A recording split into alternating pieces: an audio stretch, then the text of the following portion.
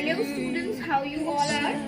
So, well, in this session we will discuss about the topic Satyagraha, that is from class 10 history, chapter 2, nationalism in India. So, why we have chosen the topic Satyagraha? Actually, the whole Indian history, right? The whole Indian history from the modern time is totally based on one concept, and it all started around from one concept, that is Satyagraha. So before getting into the main content, I would like to explain you the meaning of nationalism. Nationalism is the feeling of a patriot for his or her country, which is actually because of the bond between an individual and his or her motherland. When all the people living in a country, the citizens of any boundaries, when they started having the bond together and when they start feeling a national unity, then the nationalism occurs. And it could happen the same in India when India was suffering from the plight of colonial rule, that is the British rule, right? So over here we will study how Satyagraha led to the movement of nationalism, or how it led to the nationalist movement in India, which ultimately resulted in a big event, that is the independence of India. So it all started from one individual whom we all known as Bapu in our country, or his real name is Mohandas Karamchand Gandhi, and commonly known as Mahatma Gandhi. So in 1950, when Mahatma Gandhi came back to India after practicing his law from South Africa, he was totally moved by the miserable condition of Indian citizens and also by the miserable condition of the peasants in India, because it all started with the peasants only. Right? Britishers came here for the cultivation of indigo. They came here to do business with us. But what actually happened when they saw that Indians are not aware of their rights, they are not aware about their causes, so at that time they realized that they can rule in India, or I should say they can rule on India, right? So when Gandhiji saw the miserable, the pathetic condition, the pity condition of Indians, he was totally moved by that scenario.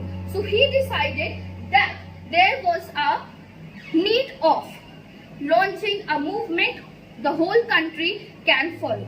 Although he started with his mini steps, in 1916 he went to Champaran, a village in Bihar, right, where he conducted Satyagraha. Now what was Satyagraha? He conducted the movement of Satyagraha, but before that we should also understand that what is the concept of Satyagraha. Satyagraha actually means Satya and Graha, to make truth as a home, to live with the truth, to walk with the truth, to walk on the path leading to truth, right? That is what Satyagraha is, and it is to be followed by the Indian. That was the objective and ultimate aim of Mahatma Gandhi. He also followed one other feature, that is non-violence. So his basically the motive was to follow the path of Satyagraha, to follow the path of truth and non-violence in order to gain the independence of India, which ultimately he was succeeded on, right? With the all-togetherness of the Indian citizens.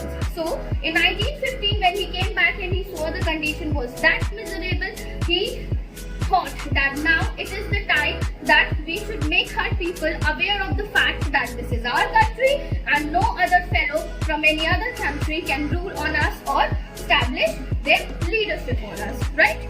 So what happened? In 1916, he went to Champaran, a village in Bihar, and there the oppressive landlords and the oppressive laws of the Britishers were creating a havoc on the poor peasants who were cultivating indigo in Champaran. So he organized a movement over there, basically based on the principles of Satyagraha, and agitated with them in order to remove the revenue or lessen the revenue. Although in the first trial of his, he could not get the ultimate objective that he wished to, but slowly and step by step, he succeeded in his objective. He was not able to, convince the Britishers to remove the revenue, but he was definitely successful in convincing them to just decrease it a bit.